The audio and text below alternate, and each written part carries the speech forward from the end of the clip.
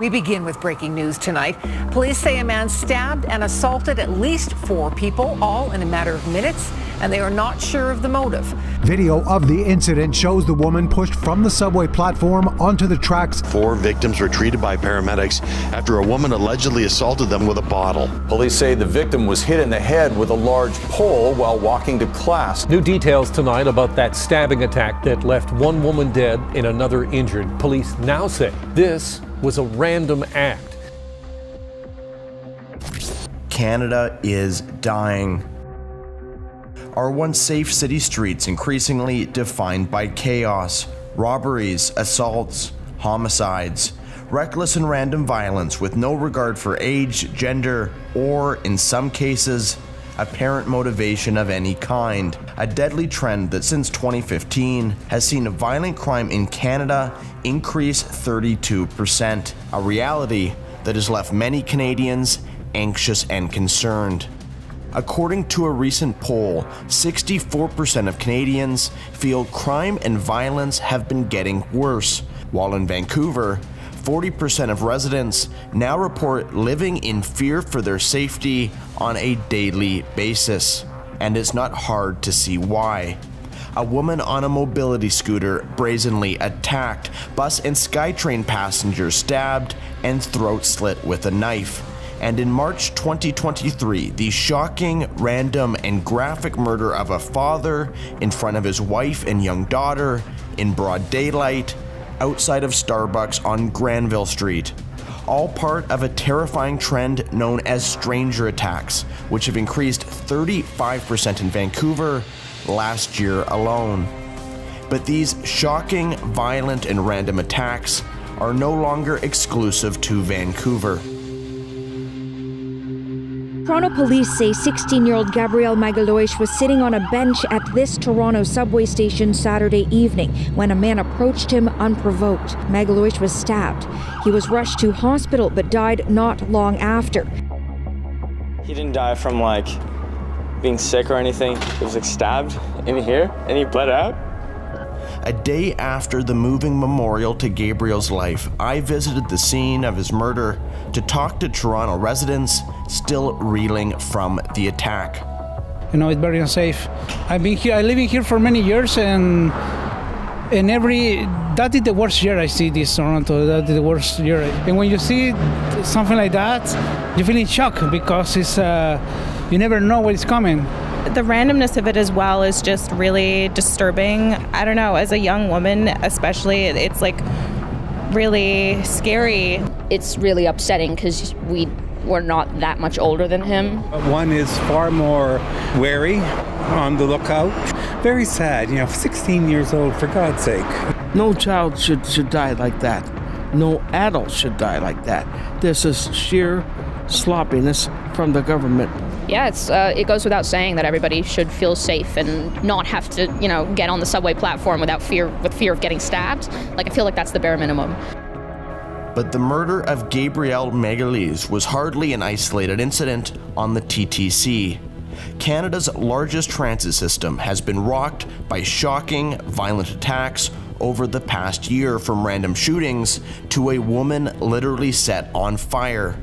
I sat down with the former police chief of Toronto, Mark Saunders, to discuss how violence on the TTC and in Toronto more broadly has begun to spiral out of control. You were the chief of police. How does that make you feel to see what's kind of happened to your city? Where it seems like people are scared to ride the transit system. Yeah, the transit system is the lifeblood for so many people. And the fact that they are scared, it's just not good. You're talking about a ridership that at one point in time was 1.2 million, and it's now 860 something. It is a concern. It's a starting point of other things, and whatever you do, don't normalize. Don't normalize disorder. Don't normalize crime, because if you do, then it moves exponentially. And we're watching how Toronto is moving that way. And each attack leaves not only a victim, but cascading trauma and pain that can level communities, bystanders, and families most of all. Woke up in the morning and I had a Facebook message from my son Doug's partner.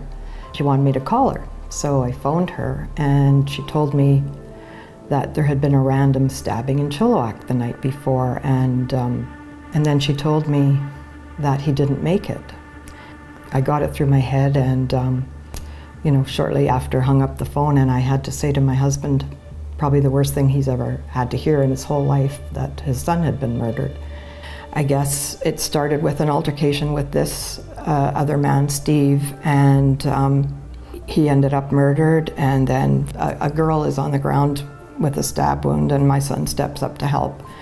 Now, there's a couple kind of shocking revelations reading about this particular case, but the one that still I come back to over and over again was the fact that this is an individual with a long criminal history. When I learned that this person had over 50 convictions, some of them with a knife. In his past, he'd been labeled a sexual offender, some of them with younger girls. When you have that many convictions, I don't understand how our justice system can allow him to be out walking the streets. My son should never have been murdered.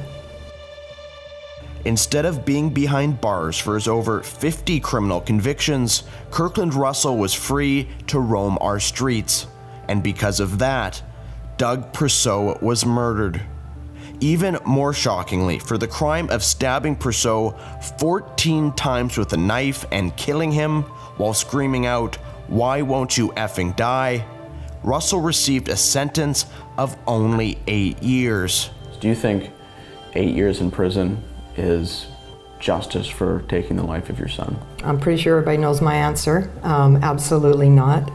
I mean, nothing will bring my son back, but 8 years certainly doesn't help account for it at all. It's almost a slap in the face. It is a slap in the face to my son, trying to help someone out, done absolutely nothing wrong. And then what shocked us further was that you actually get statutory release after 2/3 of your sentence. So we were shocked once again. So he was let out in November on parole and sent to a halfway house. But when someone's had this many convictions and they keep progressively getting more violent, more dangerous, when he's out on our streets, someone else is going to get hurt or murdered. This disturbing trend of a repeat violent offender being released to our streets is unfortunately not an isolated incident. In fact, Jordan O'Brien Tubin, the man accused of killing 16-year-old Gabriel Magalhaes, had already racked up dozens of criminal convictions himself, including for stabbing someone else just 1 year earlier, and was on probation at the time of the attack. Instead of being behind bars, he too was set free, and because of that, Gabriel is dead. But just how common is it for our justice system to release dangerous repeat offenders like Kirkland Russell and Jordan O'Brien Tubin? And has Canada's justice system become little more than a revolving door? To find out, I traveled to Ottawa to meet with Larry Brock, a former Crown attorney from Brantford, Ontario, who now represents his riding as its Member of Parliament. I was just seeing more and more familiar faces in the criminal justice system being largely responsible for the most significant proportion of serious criminal violence in our community. A lot of stabbings, a lot of shootings, and frustrating aspect was they were continually being released. These so-called prolific offenders who are consistently arrested and then released are responsible for a majority of the crime across the country. The problem has gotten so bad in British Columbia that the mayors of the 13 largest municipalities wrote to then Attorney General, now Premier David Eby, literally begging the government to do something.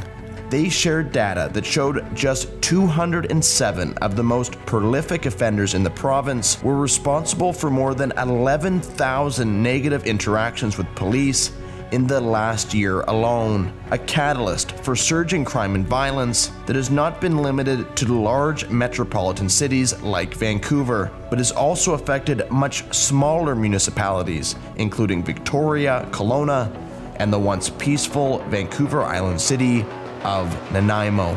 Recent numbers show severe crime up 44% here in Nanaimo. I don't feel safe. It's the first time I carry a knife now. I will pull this and it's an alarm for me to feel safe. I don't feel safe in my neighborhood. This is Kevin Shaw, an outspoken and longtime Nanaimo resident who's fed up with the skyrocketing crime and violence plaguing his hometown. It's gone from where we just had people freaking out, yelling and screaming, to needles, to knives being used, to machetes. A man who had been stabbed staggered into the mall. Bystanders rushed to help, trying to stop the bleeding, and did not survive. To axes being used just a few weeks ago, and now several shootings in just the last month. Residents rallied in Nanaimo Thursday following a brazen shooting over the weekend. It just exploded. A man came out of nowhere, grabbing her by the throat, and when she screamed for him to get off of her, he proceeded to grab her breasts. Aiden Ty's up here. You don't know who this guy is at this point, it's just some random guy. Not a clue. As an adult, Ty has been criminally convicted more than 110 times. Then he picked up a paving stone, and then next thing you know, he threw it at my wife, and he hit my wife right here while she was 34 weeks pregnant. We've had a bow and arrow that had a needle on it just a few weeks ago that was going to be aimed at somebody and shot with that needle on the end of it. I saw right over there a guy swinging around a machete. We want to feel safe to come down to our downtown. We don't want to have it taken and run over. If Nanaimo's downtown seems a little quiet, it may be related to how people are feeling about it. Among the downtown residents feeling less safe is Brian Rice. You've been broken into then? Yeah, many times. At one point it was like literally every 6 weeks I was having a break-in. If you're struggling to meet your rent payment and somebody steals your kid's bicycle or your kid's bicycles, I mean, it's a bit of a crisis for you.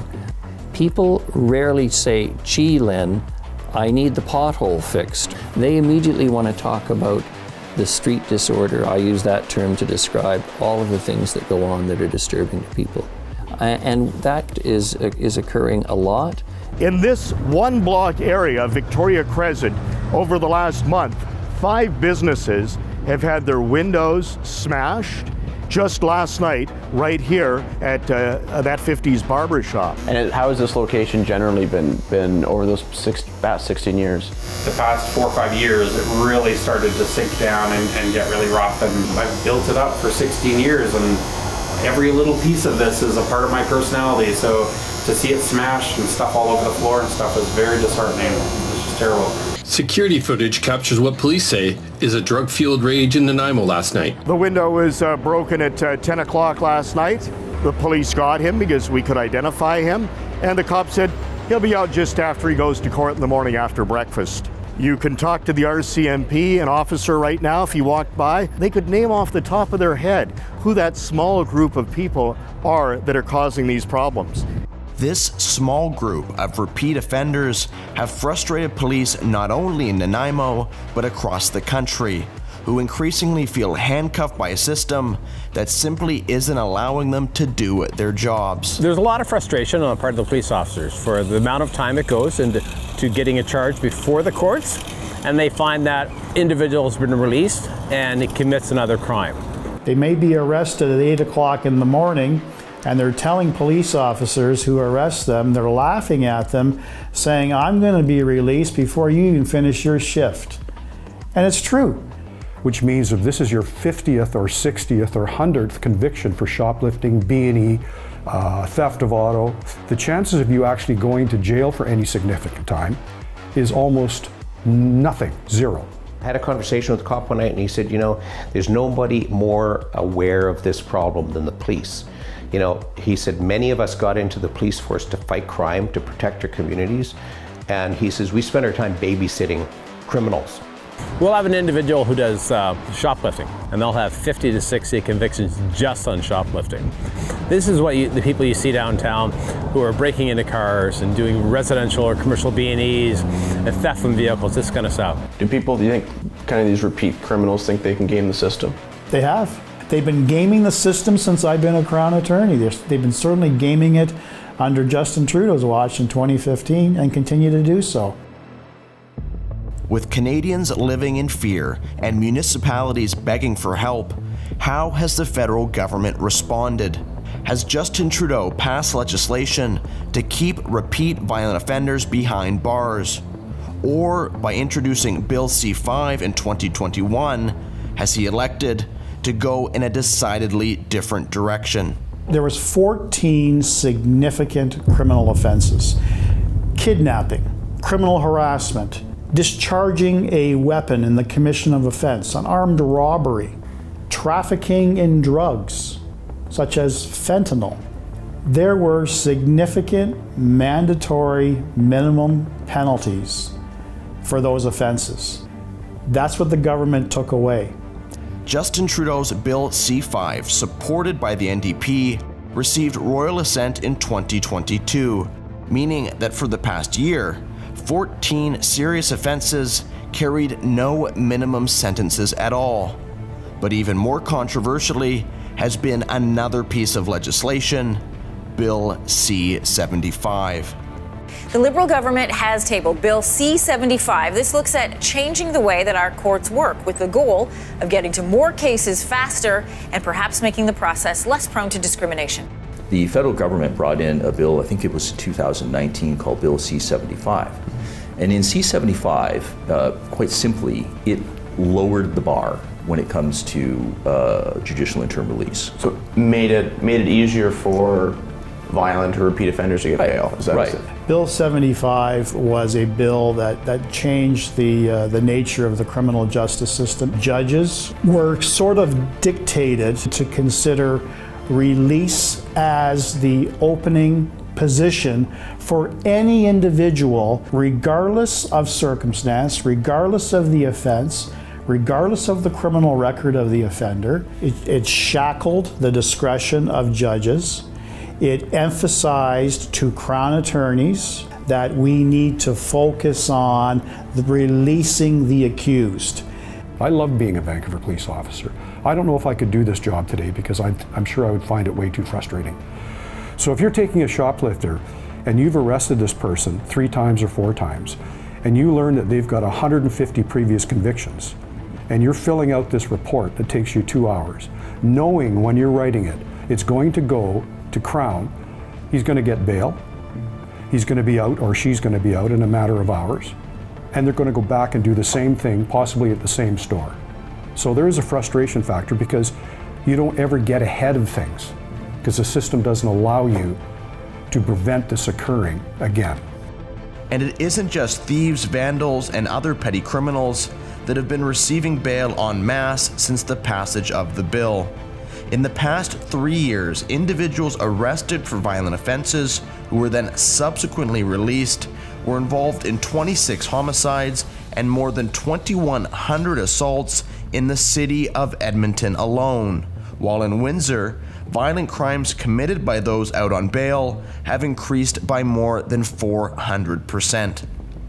Since its passage and some of the bail reform, we've seen some very high-profile crimes, murders being committed by people out on bail. I believe the individual that killed the OPP officer was on bail. That individual ought to have been detained in custody, should have remained in custody. That was a completely avoidable tragedy, in my view. There are some members of the community that shouldn't have the right to be out. They're just so highly violent. Their history shows that when they're released, they are going to commit serious violence towards the community. And by ignoring it, you're putting communities in harm's way.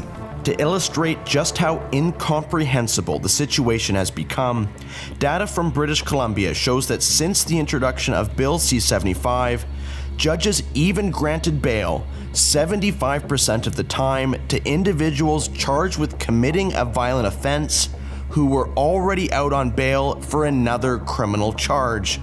The kind of brazen insanity that solicited the rare, nonpartisan rebuke from all 13 provincial and territorial premiers in the country in the form of a signed letter demanding changes addressed to Prime Minister Trudeau. But a closer look at cop killer Randall McKenzie's bail application shows something else equally troubling. The judge acknowledged McKenzie's record of violent crime, but decided to release him anyways due to his Indigenous identity. Part of a growing and controversial trend in Canada's justice system to weigh ethnicity and skin color against concerns of public safety. In Vancouver, police are now forced to take into account a suspect's ethnicity when deciding whether or not to handcuff them. While across BC, the NDP government explicitly directs prosecutors to weigh against pursuing criminal charges just because an offender happens to be Indigenous, an approach retired VPD officer Curtis Robinson strongly disagrees with. If you commit a crime, the color of your skin shouldn't matter. You just broke into the house and beat this guy half to death with a pipe. Everybody should be subject to the same rules. The color of your skin should not be a factor. Another thing that's propped up a lot is the idea that there are two different standards in the criminal justice system for people with different ethnic backgrounds. Do you think that's a slippery slope to go down as a country? Well, my view has always been that the law in Canada should apply the same to everyone, irrespective of color, ethnicity, sex, whatever. There shouldn't be two sets of laws. To me, it's bad policy. You can't have different rules for different people in the same country. As you said, the case in Saskatchewan probably should never have happened. I mean, it's hard. On the facts that we know, it's hard to understand why the person was out. In 2022, repeat violent offender Miles Sanderson, who had already been charged 125 times, including twice for attempted murder, was released, in part due to his Indigenous identity. He returned back to his small community of James Smith Cree Nation, where he would shortly thereafter violently murder 11 innocent people in a stabbing rampage, the majority of whom were Indigenous. An example of how releasing violent criminals just because of their ethnic background can boomerang back to hurt those very same Canadians the most. The criminal justice system has abandoned the idea that crime has to be punished. I mean, that's why I think we get these strange results, because we're, as a society, we seem unable or willing to punish people who do evil things. And when a justice system can no longer prevent criminals from committing crimes or provide victims with the restitution they deserve, individuals often feel forced to take matters into their own hands. Clint Smith, a small business owner from Nanaimo, has had to deal with a crippling amount of property crime at the location of his business. One day, Clint received word from a friend that his recently stolen property had been spotted at a nearby tent encampment, with police either unwilling or unable to retrieve his property on his behalf. He headed down the embankment himself, along with a small group of friends. As I went down there, I point blank said I wanted no violence, no aggression, and I wound up shot in the hospital. And yeah, so that part, if you feel comfortable talking about it, obviously at some point a gun came out from one of these individuals. Or three different guns. Three different guns. Yeah, one was a pellet gun, one was a .22 rifle. You were shot with a .22? I was shot with a .22. There was a lot of .22 shots flying around all over the place. The biggest failure as a father and biggest regret as a family man is what I put my wife and my son through. Clint spent 5 days in a medically induced coma, undergoing 3 surgeries, which saved his life. But 4 days later, after Clint woke up, his attacker had already been released on bail, and Craig Edwards Truckle, who had inexplicably only been charged with pointing a firearm, added another offense to his already lengthy criminal record. I don't think I can emphasize how crucially critical this has affected my family. My wife has been traumatized, my son has been traumatized. It's ruptured the community around me. I feel like I'm like an epicenter of fractures through our community. This shocking story and others have galvanized the community, banding together to form safety groups like the Nanaimo Area Public Safety Association. I met with a member of that group who watches over Nob Hill Park in downtown Nanaimo. Has this park had any problems itself? This park has had huge problems, not when I was growing up, It was a safe place. Everyone, you know, this was filled with kids, and you just came home at dinner time kind of thing. Nowadays, your car gets broken into, petty crimes constantly. You can find people in your backyard sometimes shooting up. There's shady people, you know, staying overnight here, tenting. The park can get filled with needles. You would not be able to leave your child or let your child go to the park. But it's not just parks where homelessness, open drug use, and anarchy have taken over. It's in much of the downtown. In Nanaimo, a city of just 100,000, there are an estimated 700 people suffering from drug addiction, currently living homeless on the streets. To get a sense of the scale of the issue in the city, I joined Nanaimo community safety officers as they conducted wellness checks downtown on those at risk to OD. It became immediately apparent that this small coastal city had a very serious problem.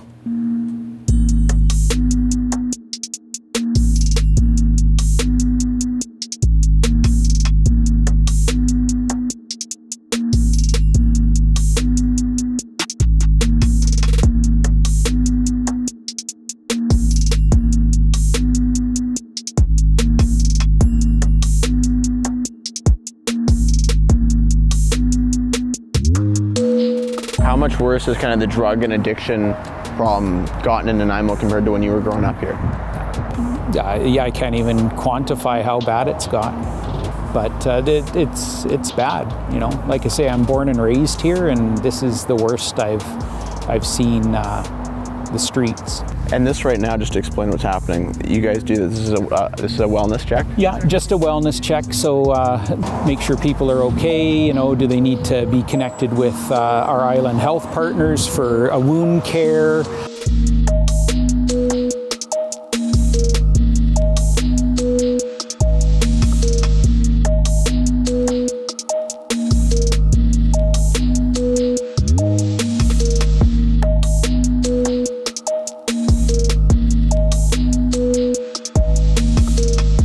Hey, you guys okay? You guys good? Okay, just checking. Nanaimo has eclipsed its highest annual total of overdose deaths in just 10 months. It's a terrifying trend taking place across the country, and it's killing an average of 17 Canadians a day. The powerful opioid fentanyl is the main driver. It's been found in the systems of 85% of people who overdosed this year. Drug addiction in Canada is out of control. Crack, crystal meth, fentanyl.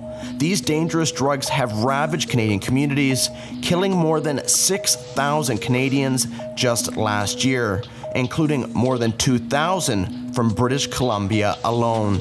An increase of more than 1,000% in just 15 years.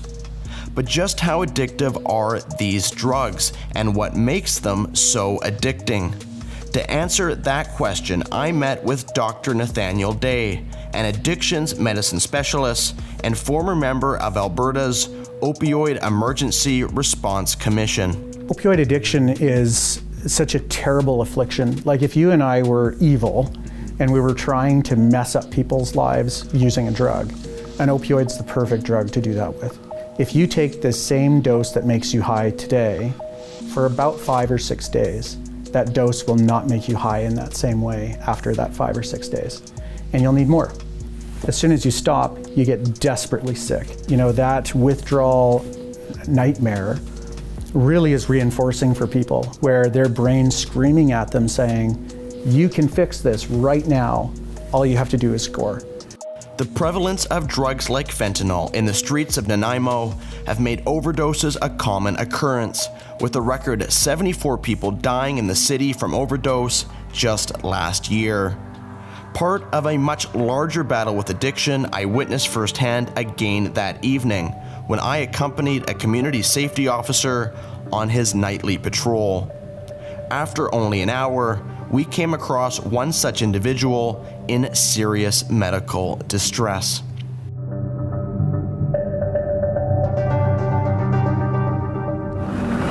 For ambulance, please. Thank you.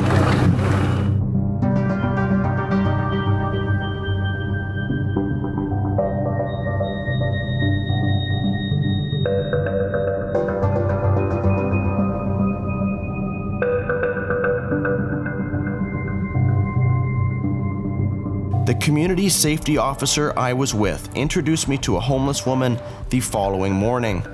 I wanted to know how the streets had changed since the opioid epidemic had spiraled out of control. The opioid epidemic, I mean, you obviously have a front row seat to being Nanaimo and homeless, like the most affected communities, and over 2,000 people died last year in BC from overdose. Yes.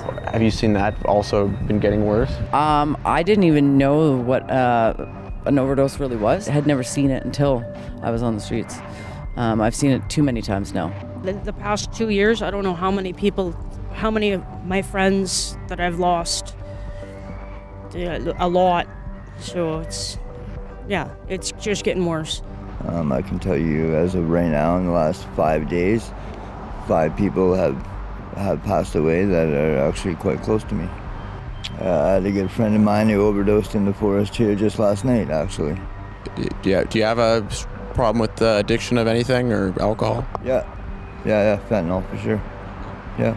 Is there a reason why you prefer kind of the forest than the streets? Not that many people come into the forest, especially at night. It's not as safe at night as it used to be. A lot of people we've talked to said it's got sketchier being on the street than it used to be. Because there's a lot more of them. I've seen a lot of new faces in the last 3 weeks. Really? A lot of new faces. And that creates some issues? It creates havoc. It used to be somewhat safe. You used to be able to sleep outside and it would be okay. Your shit wouldn't get stolen. It's been the last, I'd say, about 4 years. It's gotten progressively worse. Now it's just the worst. When I first started living on the streets here, there was just a short handful of us. We were a small, tight-knit group for the most part, but now there's just so many freaking homeless people everywhere. Do you feel less safe than you used to? Oh yeah. Are you kidding? I sleep with something in one hand and something in the other hand, and I'm not kidding. Like, you have to hide. Otherwise, you don't know what's going to happen.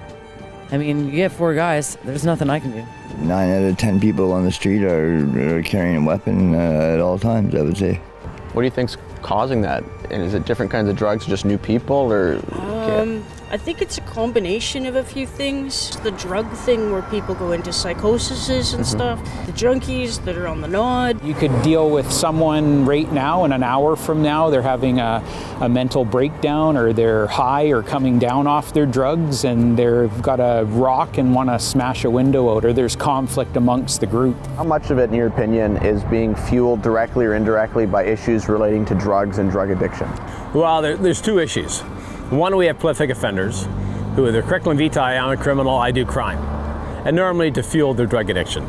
Then we have issues in the community where people who have drug addictions, they have mental health issues that are unchecked. Those are the ones that are causing real concern. Those are the ones where we see these sporadic incidents of violence, where they're fixated on a window and they break it, or they'll randomly assault somebody in a community. That's troubling. How much of that is directly or indirectly related to drug and drug addiction? I would say all of it. And when your cities have rampant open drug use, the chaos that inevitably follows is right out in the open for all to see.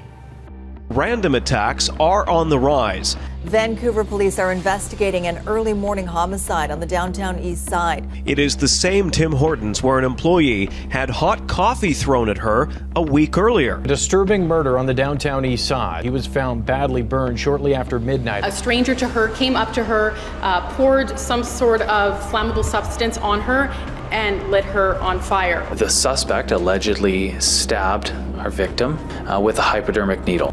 When it comes to lawlessness and drug-fueled chaos, there is still no place quite like Vancouver's downtown east side. I met with Leo Knight, a retired Vancouver police officer, to ask him how the downtown east side had changed over the past 30 years. People did not live on the streets back in the day in the downtown east side. There was no such thing as injecting drugs on the street. It just wouldn't happen. I guarantee you that if you go down the downtown east side right now, they're all drug addicts. The 100 East Hastings now it's a zoo. It's the largest open-air drug bazaar in the world. Accompanied by rampant drug addiction and the mental health issues it brings, the downtown east side is a dangerous place. Marshall Smith was once a resident of the downtown east side before entering recovery and gradually rebuilding his life. Incredibly, rising to the rank of Chief of Staff to Alberta Premier Danielle Smith. At some point around 2004, sort of lost my career to drug use and wound up hanging up my suit and tie at the legislature and vanishing into the streets of Vancouver, where I lived for 4.5 years as a homeless drug addict. Obviously, those were very dark and difficult times in my life. As part of Marshall's role as Chief of Staff to the Premier, and because of his unique background and experience, he has helped spearhead Alberta's opioid response strategy over the past 4 years. A strategy that differs significantly from the one being pursued by David Eby in British Columbia and supported by Justin Trudeau. We're willing to work with provinces who want to move forward on different steps. We're having good conversations with British Columbia about something they want to do there. But they're specifically calling for decriminalizing drugs. Yes, they are. And we are looking at where to do that. British Columbia is looking at that, talking with that, and we are working with them to see how we can move forward with them in the right way.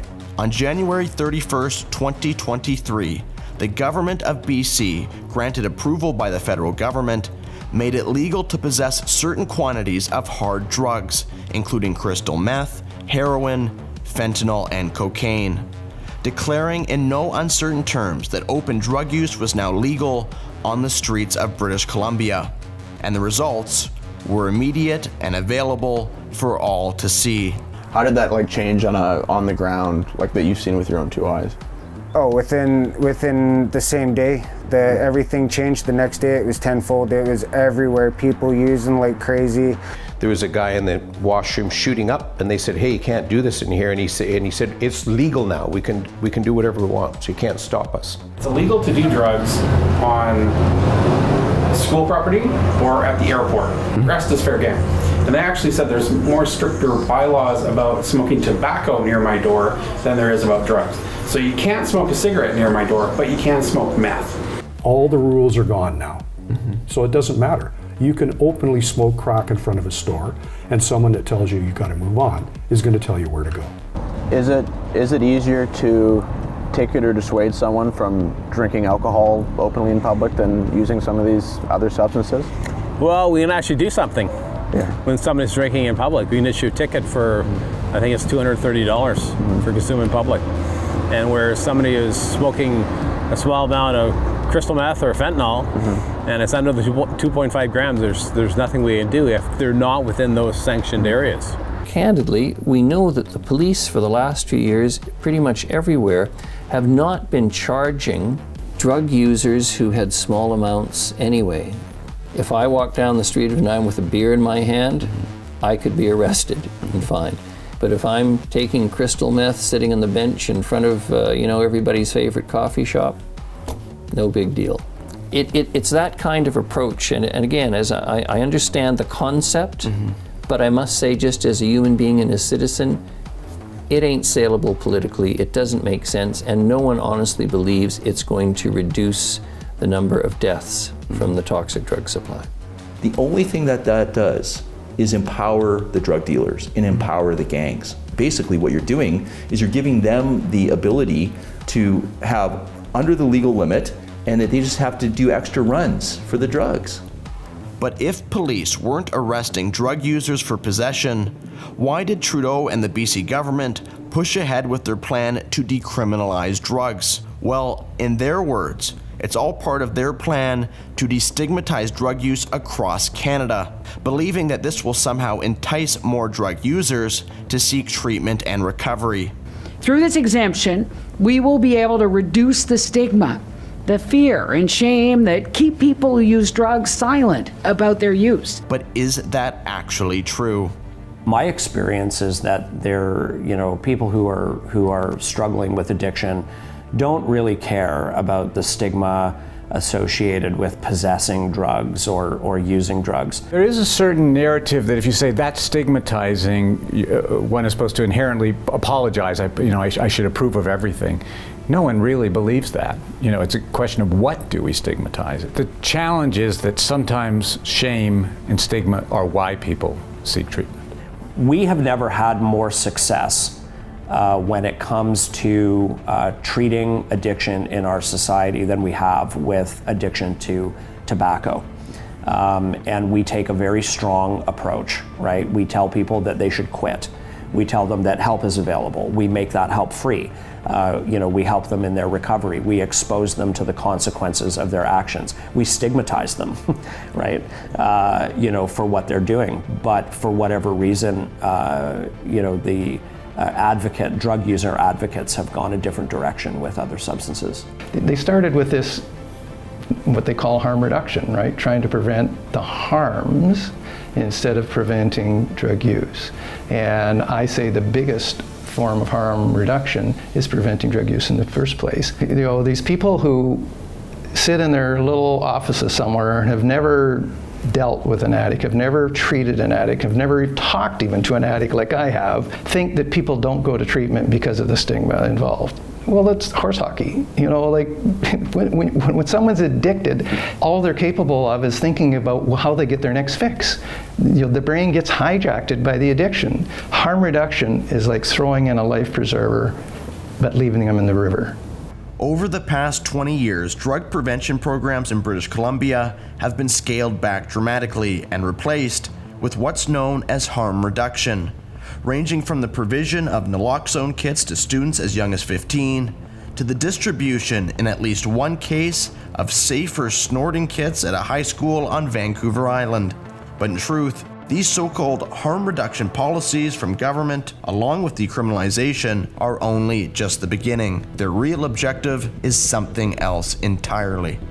We know that anchoring ourselves in science and data, making sure that issues of harm reduction, safe consumption are put to the forefront. We will continue to be grounded in what works, in compassion, in evidence. Making sure there's a safer supply so people who are addicted can get clean drug supplies as opposed to having to buy the dirty and deadly stuff.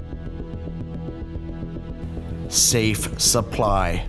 It's a buzz phrase used by politicians and drug advocates alike, meant to instill public confidence that the powers that be are taking the overdose crisis seriously and are doing something about it. But what does it mean? According to Health Canada, safe supply or safer supply refers to providing prescribed medications as a safer alternative to the toxic illegal drug supply. Its intention is to help prevent overdoses and save lives. Now, at first glance, that sounds pretty good. But looking deeper into what safe supply really means, the sunshine and rainbows quickly fade into a dark dystopian nightmare. You're looking at what's intended to be British Columbia's first legal cocaine lab. On February 17, 2023, Ad Astra Holdings, a cannabis company based in Langley, BC, received approval from Health Canada to legally import cocoa leaves and manufacture cocaine. The company's CEO said in a press release that it will explore the commercialization of cocaine to provide a safe supply of the drug. This follows a ramping up of supposed harm reduction policies in the province, even the launch of vending machines containing heroin substitutes, all under the guise of safe supply. But this isn't just happening in BC. I traveled to London, Ontario, the epicenter of the push for safe supply in that province, to meet with Dr. Sharon Koivu, an expert in the field of addiction and safe supply. I wanted to know exactly how long this has been happening in London and where it all came from. Safe Supply started in London in about 2012. There were lots of people who were very vulnerable, particularly people that were identified as being vulnerable were street-level sex workers. So the initial thought was to keep people safe so they don't have to be selling their bodies to get drugs, was to give them a prescription.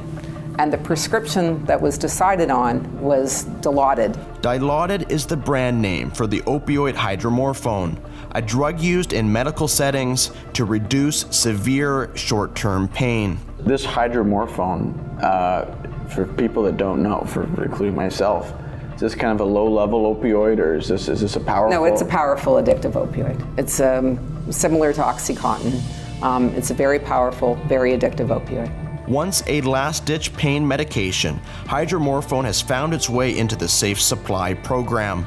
It's now freely prescribed by doctors to addicts as a theoretical substitute for street drugs. We are giving out huge amounts of a very highly addictive, very dangerous opioid narcotic. Look, Safe Supply is a marketing term. It's not a medical term. It's a term that was made in a boardroom with communications experts and advocates, and it's made to communicate to people the feeling of safety. It's not safe. You're referring to that as though it was safe, and it's not safe. I don't like calling it Safe Supply because it's not safe. But how different really is hydromorphone from other opioids like fentanyl? How powerful is hydromorphone and how addictive can it be? To find out, I met with a pharmacist in BC who wished to remain anonymous for fear of losing her job. Basically, the biggest one for Safe Supply is hydromorphone. Hydromorphone is like 20 times stronger than morphine. This whole term of like safe supply, like I'd like to know what the definition of safe is. There's no such thing as a safe opioid. Did you be concerned if you had family members or friends that started using these on a regular basis? 100%. 100%. Like, I would never take it. I would never tell one of my friends to take it. Funny enough, I actually did one time. My friend broke her ankle and she was prescribed hydromorphone for pain, but she was prescribed 1 milligram tablets. To compare that to the Safe Supply, the one that we prescribe is 8 milligrams. So she was prescribed 1 milligram for pain, and I even warned her on how addictive that can be. How many pills would you guess that you would dispense on an average shift? Probably 1,000 a day. 1,000? 1,000 a day. If 1 milligram of hydromorphone can be dangerous and addictive, you can imagine how dangerous the 8 milligram pills are that are freely handed out to addicts. But perhaps that is the point. Pharmacies are a business like any other, and they rely on a steady stream of customers. And with the addictive nature of hydromorphone, it's big business for these pharmacies, and that has led to some shady business practices.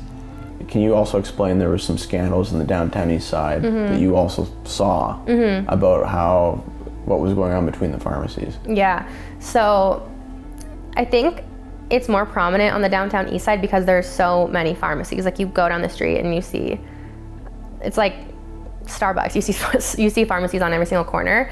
But when you're somewhere like Vancouver where there's so many different pharmacies, it's like, what makes a patient want to choose this pharmacy or the other pharmacy, right? A lot of the pharmacies on the downtown east side will provide like monetary incentives to their patients to come to their pharmacy. Essentially kickbacks? Yeah, like. And you saw that? Like it was like it was normal. And then pharmacies will offer more and more money because they want those people to come use their pharmacy, basically. Because I guess if it's a daily thing and it's for a whole year, it could be $10,000 in business for them. So you offer a patient $100, it's the whole world to them, but it's nothing to these pharmacy owners based on how much money they'll make off of them.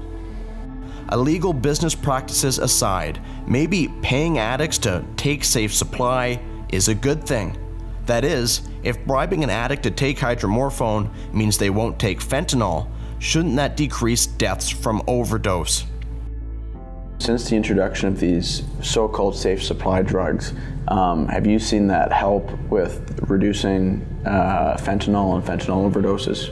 We had very little fentanyl in London prior to Safe Supply. Since Safe Supply, we now have a huge problem with fentanyl in the city. There has been an increase in overdose deaths, an increase in use of fentanyl, and a decrease in the cost of fentanyl in the city as well. The presence of hydromorphone is not touching in any positive way fentanyl on the street. If anything, it is fueling it. But how could it possibly be that giving people a replacement for fentanyl would somehow increase their use, of that exact same drug. Addicts want fentanyl, right? They want the big high and the big hit. They pursue fentanyl because it's a superior high to what they're getting from these hydromorph pills. It was just about chasing the next high. It was just about getting high. It didn't faze me. The stronger the drug was, the better that's what people would go look for. Really? Mm-hmm. Because the stronger it is, the better. If you know people who are overdosing on that, that's the stuff that people want. Really? Mm-hmm. Because that's how, I guess, the quality is better. When people are overdosing on it, okay, well, that's the stuff I gotta get. I didn't even care, I didn't care about my life. Mm-hmm. Do you ever have any experience with seeing patients when it comes to this so-called safe supply of not adhering to how they were supposed to take it or not taking it at Every all? single day. Every single day. They're either injecting them, or they're taking all of them at once, or they're not taking them at all. And that's the not taking them at all is where I have the biggest problem. And why would they not be taking them at all? To sell them, to make money. And so they'll take their daily supply bottle that they get and they'll sell it on the sidewalk and they'll use the money to buy fentanyl. Right now, for example, I am seeing a patient who is prescribed 40 tablets of D8s that are allotted 8 milligrams every day. We have her on 9 in a day.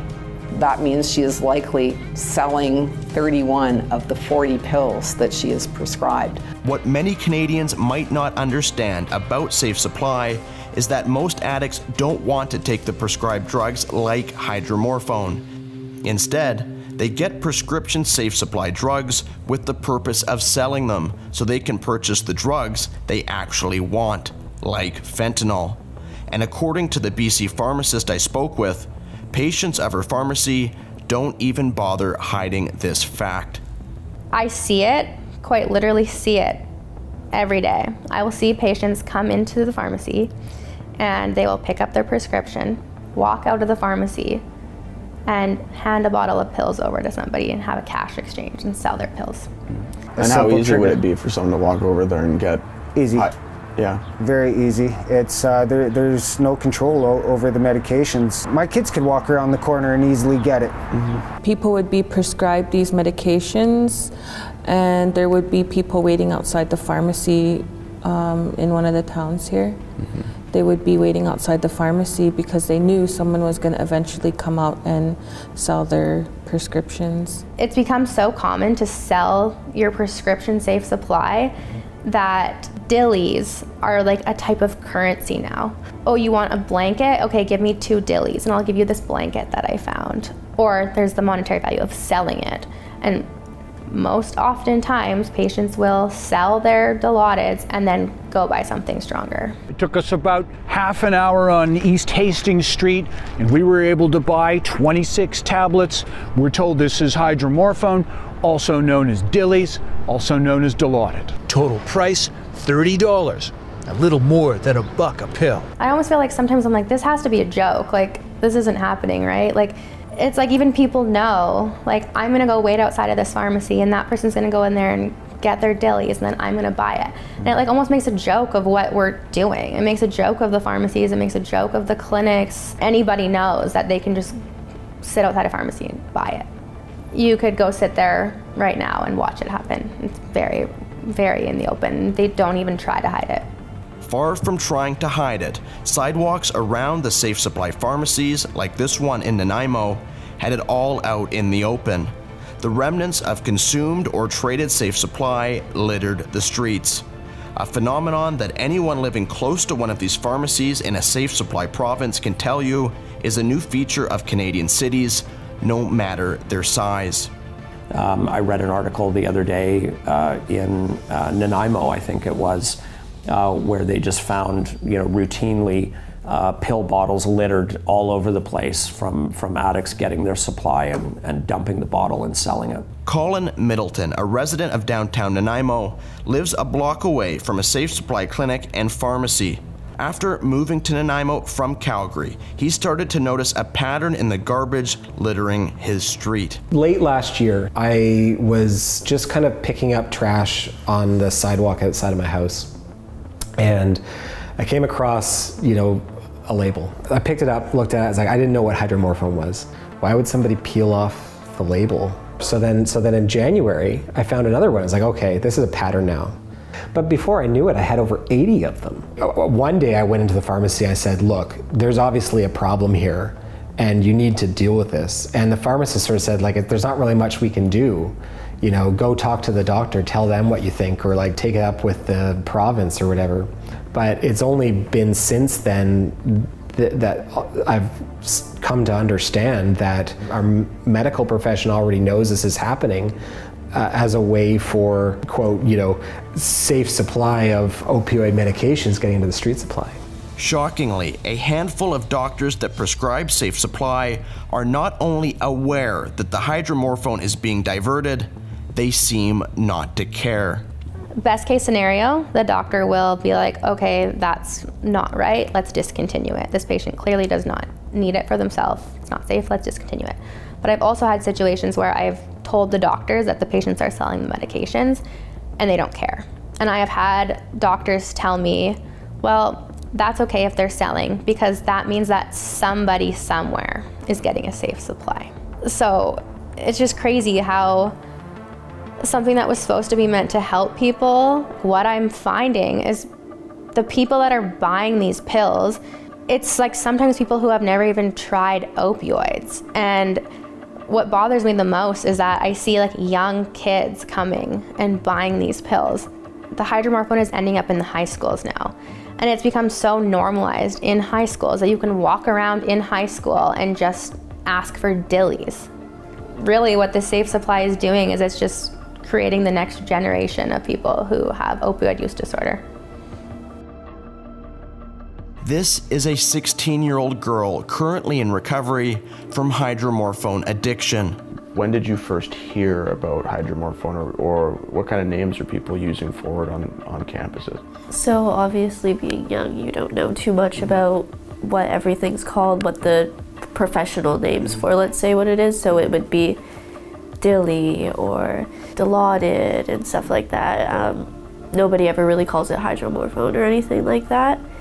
And when did you first hear about it? Do you remember, or when did you first notice people using them? Or I'd say when I started grade 10, beginning of grade 10, so beginning of last year, it almost destroyed my life. Thanks to our own government introducing safe supply drugs like hydromorphone into street circulation, it has now never been cheaper or easier for children to get their hands on highly addictive and deadly opioids. Are people using it, you think, even younger than grade 10? I see 14 and 13-year-olds using hydromorphone. Sometimes even 12-year-olds. It's I hate saying it out loud because it's you almost don't want to believe it. It doesn't seem real at all, but it's so real. I am now seeing much younger people than I've ever seen in my life. I even had a 15-year-old patient who is in grade 9 tell me he started when he was in elementary school. And what kind of opioids are these? It would have been Dilaudid. At the direction of our federal government, hydromorphone has flooded our streets and into the pockets of our children. Did you think it was safe, and your friends? Yeah. 100%. Me being young, trusting the pharmacy and assuming this can't harm me in the long run type of thing. And it wasn't the case at all, no. We would see patients come in for fentanyl use disorder. And now, come 2023, about half of our new intakes are addicted to hydromorphone. I saw it coming. I hoped it would never get into the high schools. But she came through our doors and I almost felt like crying. It was like my nightmare came true. Does it seem weird to both of you that, this is notionally brought in obviously a safe supply as part of harm reduction? Do you feel like it's creating more harm? 100%. 110%. Most people who are using this have never tried drugs before this, not opioids or anything like that. So it's just straight to the opioids. It's definitely creating a lot more addicts than there was before. How did this happen? How did we find ourselves in this dystopian reality? Well, according to Marshall Smith, This all began with another medically prescribed opioid, OxyContin. So this really started with a company called Purdue Pharmaceuticals.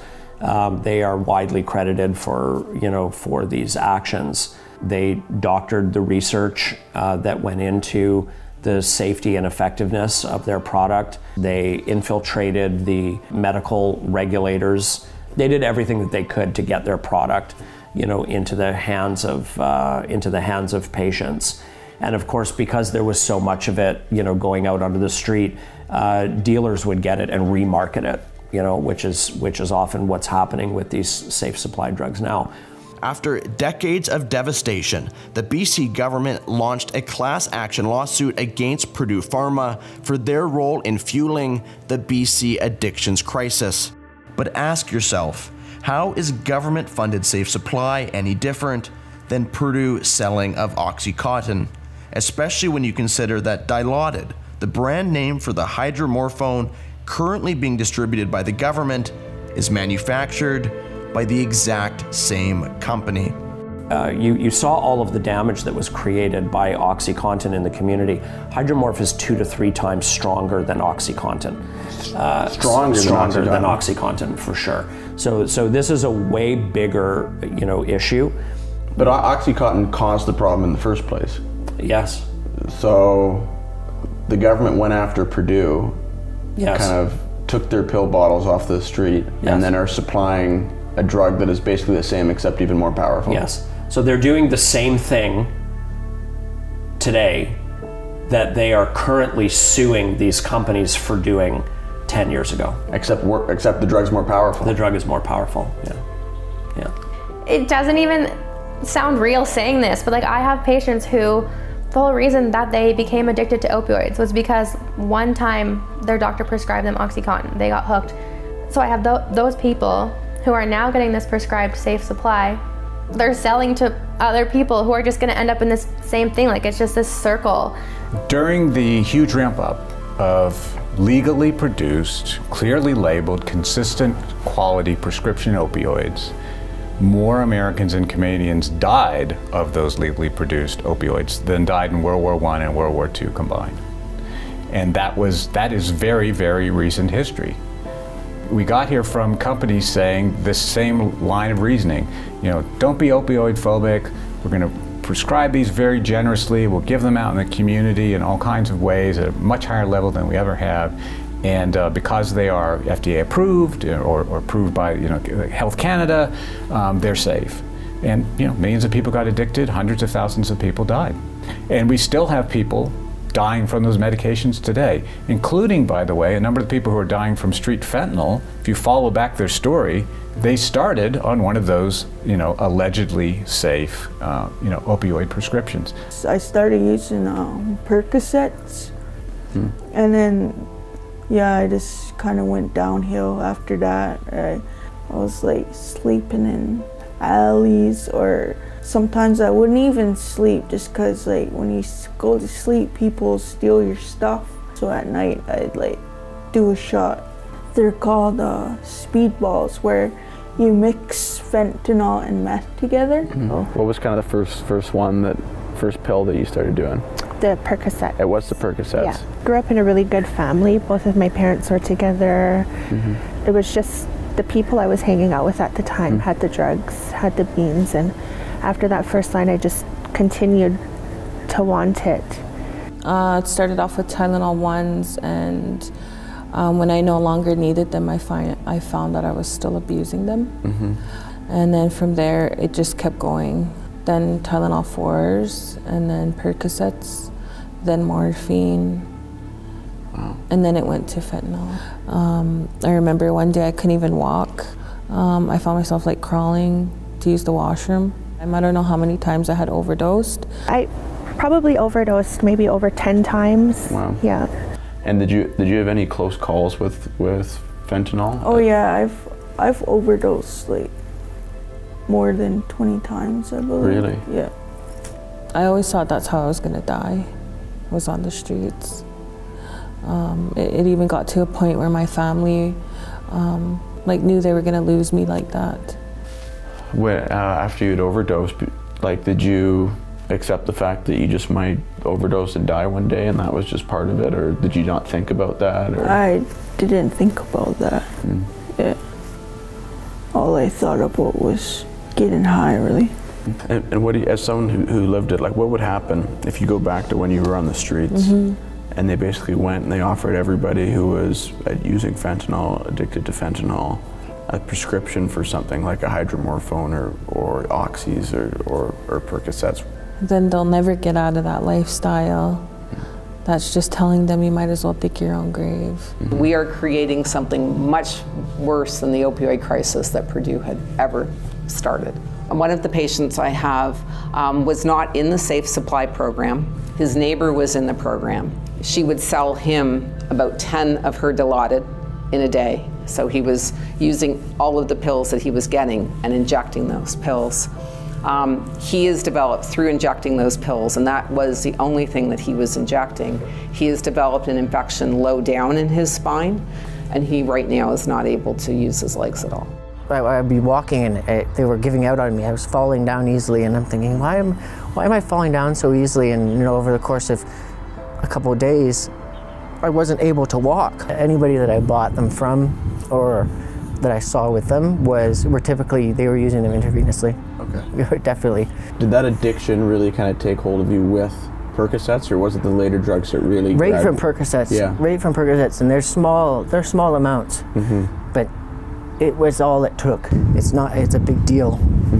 It changes a person's life once, just with one pill. The harm I'm seeing to individuals and to the community, there is nothing that can justify that. And I don't know how much suffering has to occur to get that message out. Despite all the pain and suffering I witnessed on this journey, it also became apparent that there was always light at the end of the tunnel. That given the right supports and incentives, in some provinces at least, treatment was available and recovery was possible. I went to jail in 2019 and got out in 2021, and that was like my turning point there. It was either I go to jail or I go to detox because I had drugs on school property, so I chose to go to the detox center. I actually reached out for help one day. I knew someone who worked there. I asked her if she can call the detox for me, but I did end up going to detox that very same day.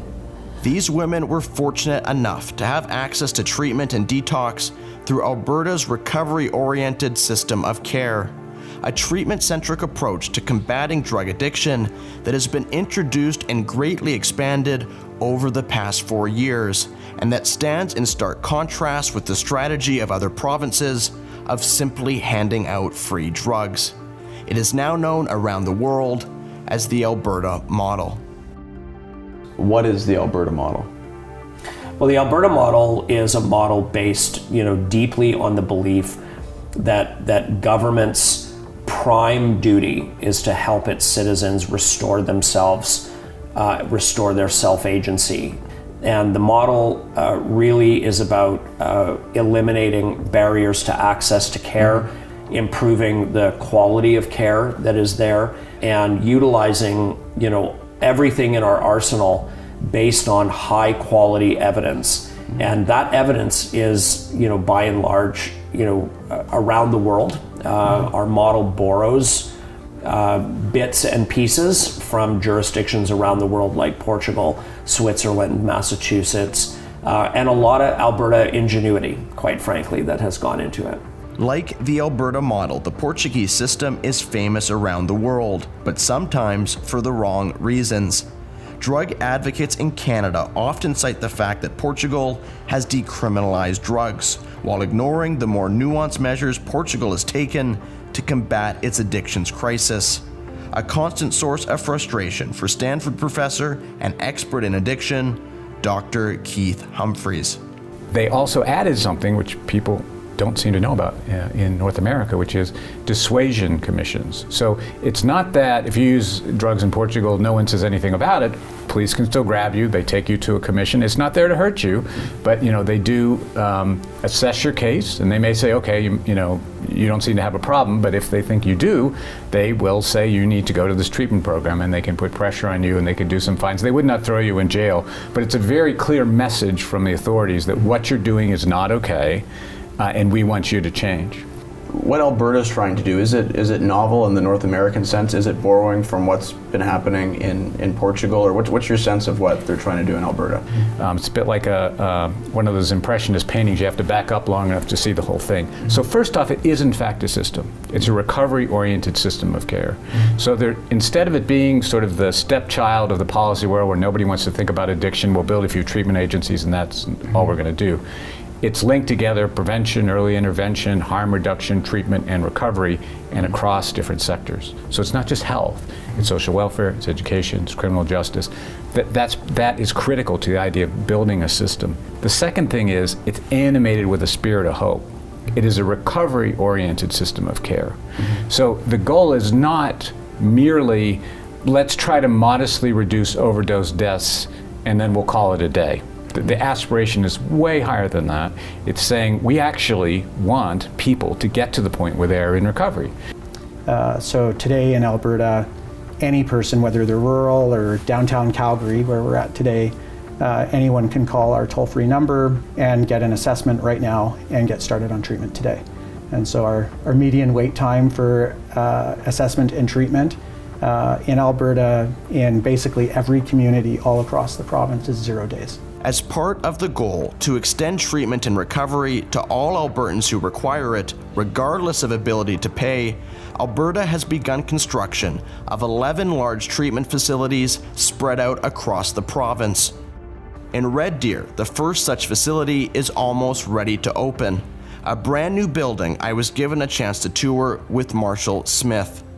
Aaron, this is the first of 10 large recovery communities that we're building here in Alberta. These are different than the sort of normal treatment centers, which are short-term 28-day programs. These facilities are large, high-capacity facilities where clients can come and stay for up to a year at a time. It's individualized care with full medical services. In the one in Red Deer, it's 75 beds, 50 on the male side, 25 on the female side. It's separated, they've got separate kitchens. And people are going to be put through the work. They're going to do the therapy in the morning and chores in the afternoon, or vice versa. They're going to have to learn how to cook, learn how to take care of themselves, learn how to take care of the facility, learn how to do some community gardening. Maybe we'll end up seeing some kind of farmer's market there. And we'll be coaching people through how to develop the life skills so that they can get their individual agency back. And then setting them on a pathway where they can pay it forward and help others. I think that is a much more inspiring vision than simply watching people slowly killing themselves, which is, I think, what the alternative approach has been. We won't give up on people. And they are healing communities. But things are done in groups, right? And they live a very structured day. In contrast to the pure housing model, where people come in and they get a hotel room and that they can continue to use drugs in their hotel room, and there's no structure to that. I would say that can be very dangerous. And 75% of fatal overdoses occur at home on the living room floor. So if you're giving somebody a living room floor and you are allowing them to continue using drugs in your facility, the chances are you're probably going to find somebody dead. Instead of warehousing addicts in hotel rooms like the BC government, these Alberta treatment facilities aim to build recovery communities. Sure, well, we call them recovery communities for a reason, right? Because it isn't just the treatment of addiction that happens here. It is a reintegration into community. It's a rebuilding of community. When people are on the street, whether they're in tent encampments or you see homeless people gathering, that they do that because that is their community, right? That whether that community is attractive to us or not is irrelevant. Addiction is an illness of loneliness, despair, and isolation. And so the antidote to that is building facilities like this where people can come together, where they're not lonely, where they're not isolated, and where they're not in despair.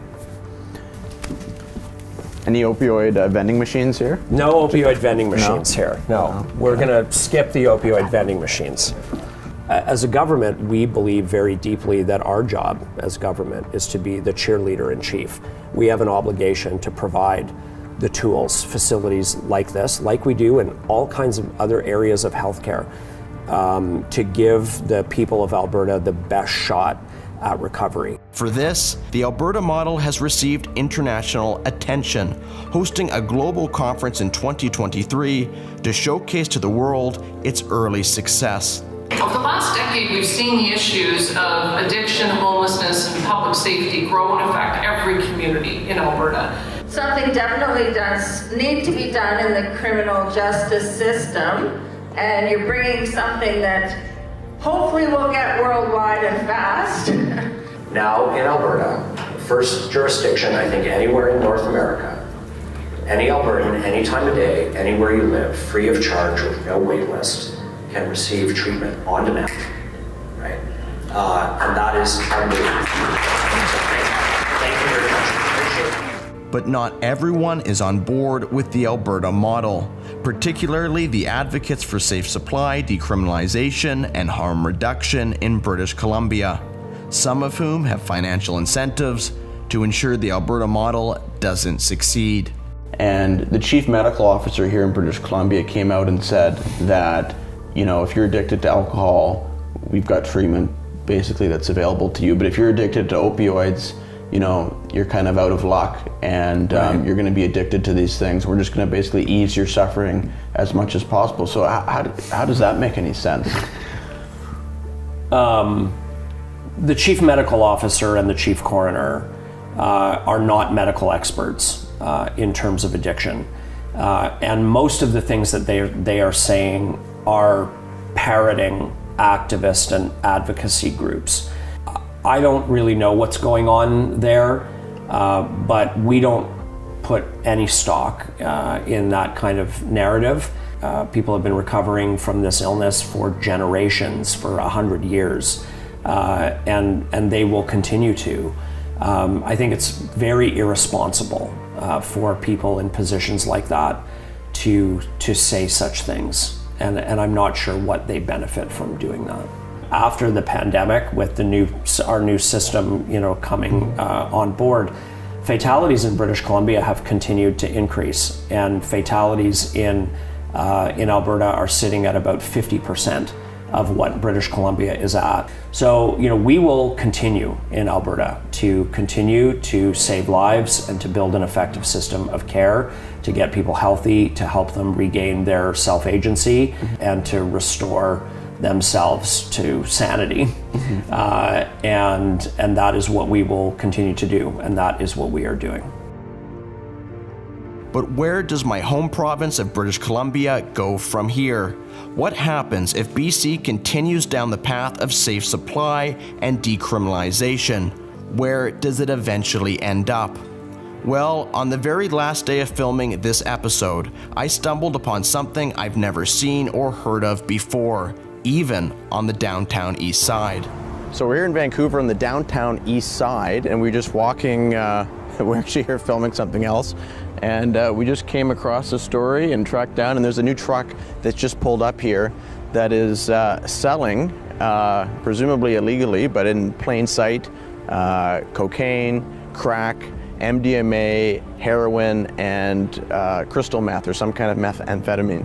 So we've taken some shots here. We're not sure if anyone's going to talk to us. That's presumably the line of people who are currently buying these substances. I don't see police or anything anywhere, so not exactly sure what is going on, but such is life in the city of Vancouver.